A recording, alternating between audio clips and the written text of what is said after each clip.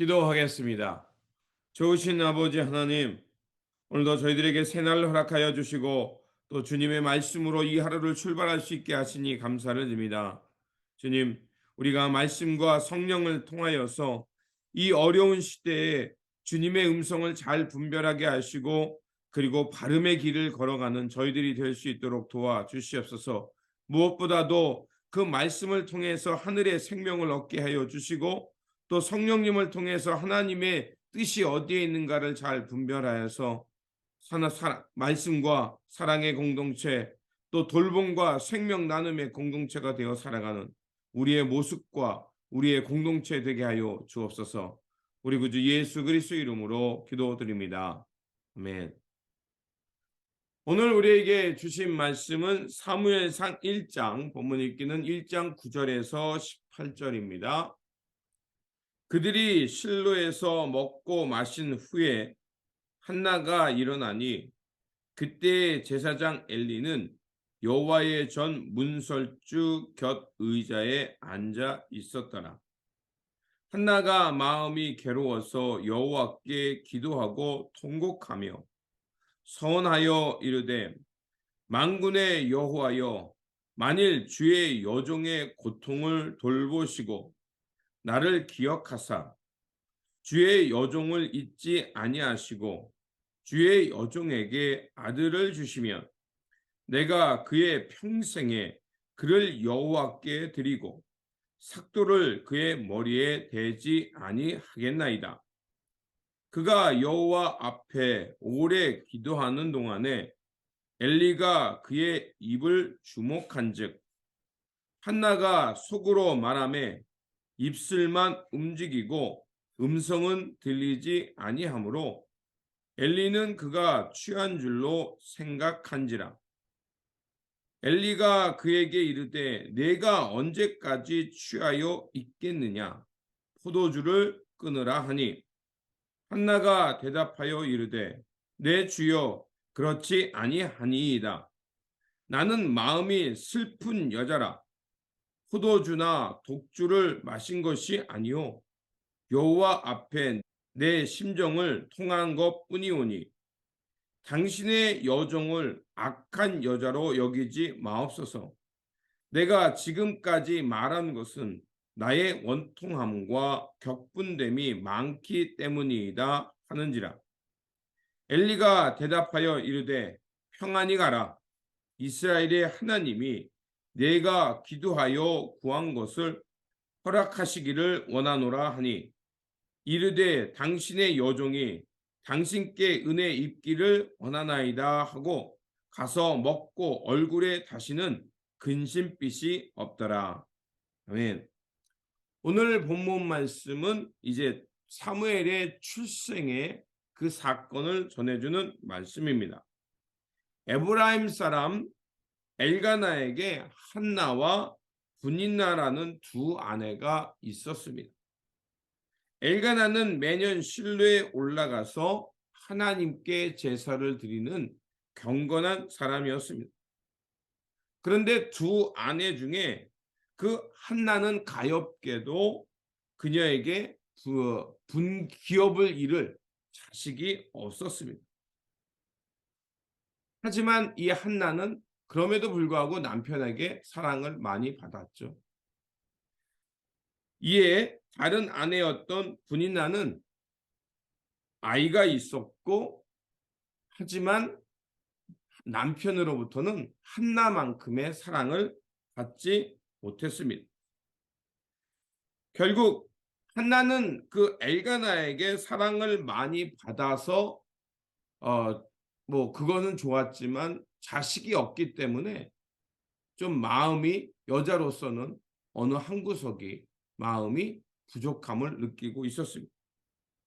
하지만 분인나는 자신이 아이를 낳았고 또 아들들이 있었음에도 불구하고 그 한나보다 더 사랑을 많이 받지 못하자 결국 한나를 멸시하며 핍박했던 것입니다.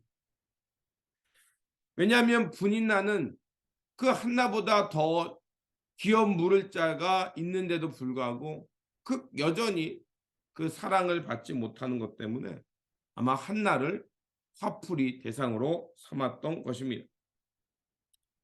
한나의 삶의 자리는 여성으로서는 고통과 절망의 자리였습니다. 그래서 한나 자신을 뭐라고 말하냐면 나는 슬픈 여자다라고 말할 정도로 그 한나는 고통과 절망 속에 살 수밖에 없었습니다. 그리고 한나는 실로에 가서 예배를 마친 후에 다른 사람들이 그 화목제를 마치고 아마 이렇게 뭐 음식들을 나눠 먹고 좀 이렇게 흥건히 취하는 상황에 있었나 봅니다. 하지만 한나는 그 자신의 마음이 슬픔 가운데 있으니까 여호와의 집에 올라가서 자신의 원한과 통곡을 기도하고 있었습니다.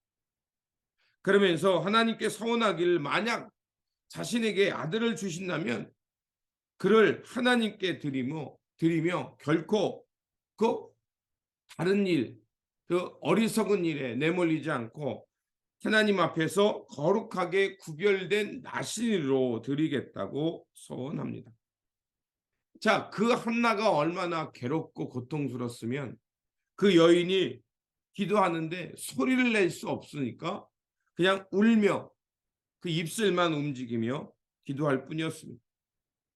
이 모습을 보고 있었던 엘리 제사장은 아마 그 여인이 술에 취해서 술주정하는 거라고 보고 한나를 나무랍니다.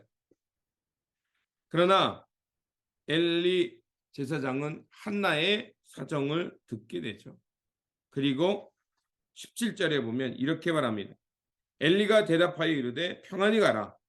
이스라엘 하나님이 내가 기도하여 구한 것을 허락하시기를 원하노라. 그 엘리 제사장으로부터 한나가 가장 듣고 싶었던 그 기도의 응답을 듣게 됩니다. 그리고 한나는요, 그 엘리 제사장으로부터 이런 이야기를 평안과 축복의 말을 듣게 되자 이후로는 집에 돌아가서 슬픈 기색을 띠지 않았다라고 말합니다. 아마 어떻게 본다면 오늘 본문에서 두 여인이 나옵니다. 한나와 그 분인나라는 두 사람이 나옵니다. 두 사람 다 남편이 있었고 한나는 아들이 없어서 고통 중에 있었고 분인나는 아들이 있었지만 남편의 사랑을 독차지하고 싶었던 마음 때문에 둘 다 그 한편은 그 아들이 없어서 슬펐고 하나는 남편의 사랑을 독차지하고 싶은 질투에 사로잡혔습니다. 그러다 결국 둘 사이에 문제가 생겼던 거죠. 근데 차이점이 있다면 한나는 자신의 문제를 가지고 하나님 앞에 나갔고 분인나는 그렇지 못했다는 겁니다. 사람의 마음에는 항상 두 가지 감정이 많이 들 때가 있습니다. 제가 예전에도 한번 말씀드린 것처럼 내가 어느 마음에 그 양식을 주냐에 따라서 우리의 마음이 어느 쪽이든 그것에 지배를 받습니다. 로마서 7장에도 나와 있죠. 사도 바울이 자기의 내면의 깊은 세계를 보면서 하나님의 복음을 전하면서 기적도 행했고 하나님의 복음을 전함으로 그 복음을 들었던 사람들이 변화되고 그리스도의 복음으로 돌아오기도 하고 그래서 그리스도의 공동체와 그 하나님의 나라가 이 땅에 임하는 것을 그는 똑똑히 보았습니다. 그럼에도 불구하고 여전히 예수 그리스도 안에서 거듭나서 새로운 삶을 향해 살아가고 있는 자신의 내면 속에 하나님의 뜻을 거부하고 자기의, 자기 욕망, 자기 성공, 하나님을 내 일에 동원하고 싶어하는 그 마음의 갈등을 본 것이었습니다. 그 마음을 보았기에 그는 죄인 중에 괴수라고 고백하기도 했고요. 오호 나오는 공고한 자로라. 이 사망에서, 이 죽음에서, 이 갈등에서 어떻게 구원을 받을까? 하나님 앞에서 탄식했습니다. 우리가 어떤 마음이 있을 때 그 두 마음이 우리 안에서 갈등하고 충돌합니다. 그때 한나는 그 갈등과 통곡의 마음을 하나님 앞에 가져갔습니다. 그러자 엘리 제사장으로부터 그 하나님의 평안과 축복의 소리를 듣게 됐고요. 그리고 한나는 집으로 돌아가서 다시는 근심이 없는 하나님의 평안 가운데 살게 되었습니다. 우리가 잘 알고 있는 대로 한나가 사무엘을 임신하게 되죠. 결국 우리 마음 가운데 무엇을 잡느냐, 우리의 마음이 어떤 것에 끌려가는가에 따라서 분인나는 끊임없는 질투 속에 살아가는 것처럼 그렇게 갈 수도 있고, 한나처럼 문제와 통곡이 있지만 처음에는 분인나 때문에 힘들었지만 그러나 그 문제를 하나님 앞에 가져갔고, 그리고 하나님이 그 안에 임하게 되자 더 이상 근심이 아닌, 통곡의 기도가 아닌 평안과 기쁨과 찬송의 삶을 살게 된 것입니다. 결국 우리의 마음이 무엇에 사로잡히냐가 중요합니다. 우리 안에 하나님의 말씀과 성령이 사로잡히면 우리는 세상이 줄 수 없는 기쁨과 평안과 하나님의 그 뜻을 알고 하나님 나라를 향해 어렵고 힘들어도 그 세계를 향해 또 하나님 나라의 그 의와 가치를 향해 살아갈 수 있을 것입니다. 반대로 한나도 경험했지만 그 분인나라는 여인 때문에 그 내가 태가 없다는 그 아픔이 끊임없이 공격당하자 하나님 앞에 술 취한 사람이라는, 술주정이라는 소리를 듣는 그 비난의 소리도 들었지만 그 슬픔이라, 나는 마음이 슬픈 여자라고 그렇게 생각했던 그 마음이 그 문제를 하나님 앞에 가져감을 통해서 세상이 줄 수 없는 평안과 기쁨을 얻었습니다.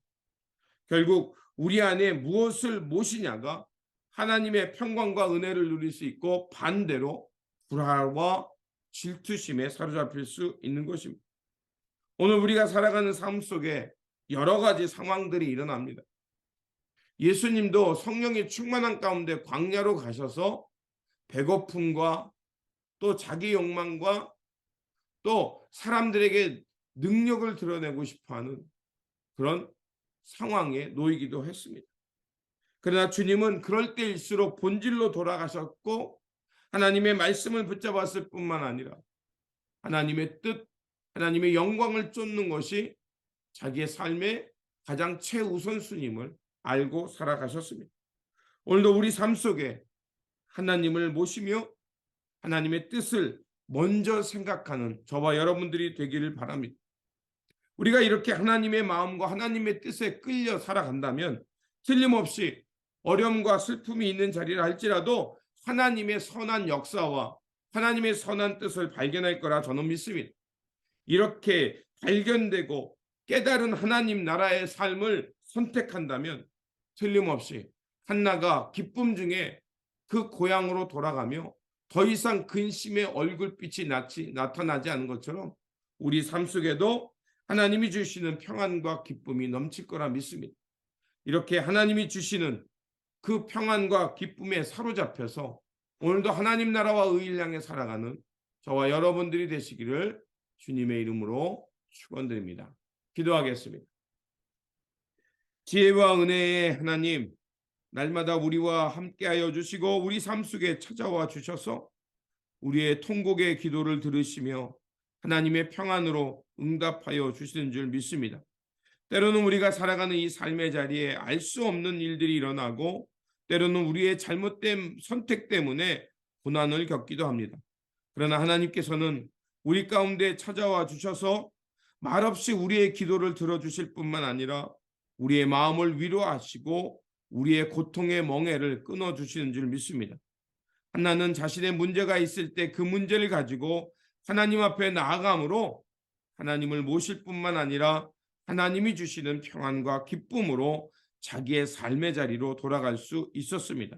주님, 우리도 우리 삶 속에 여러 가지 일들이 있고 내 뜻대로 풀리지 않을 때도 있고 세상의 또 사회적 구조의 잘못된 그것 때문에 어처구니 없는 일들이 일어날 때도 있습니다. 그러나 이럴 때일수록 하나님의 말씀으로 더 가까이 나아가게 하시고 우리 곁에 계신 하나님을 통해서 하나님의 마음과 하나님의 선한 뜻을 깨닫고 하나님만이 주시는 평안으로 우리의 삶을 채워가게 하여 주옵소서. 그래서 우리 삶 속에 하늘에서 내려오는 평안과 기쁨만이 넘치게 하여 주시고 또 우리의 마음은 하나님을 모시고 하나님의 뜻, 하나님 나라의 영광만을 향해 나아가는 우리의 중심이 되게 하여 주옵소서. 오늘도 이 삶을 하나님 손에 맡깁니다. 주님 동행하여 주시고 주님께서 친히 말씀과 성령으로 이끌어 주시옵소서. 우리 구주 예수 그리스도 이름으로 기도드립니다. 아멘.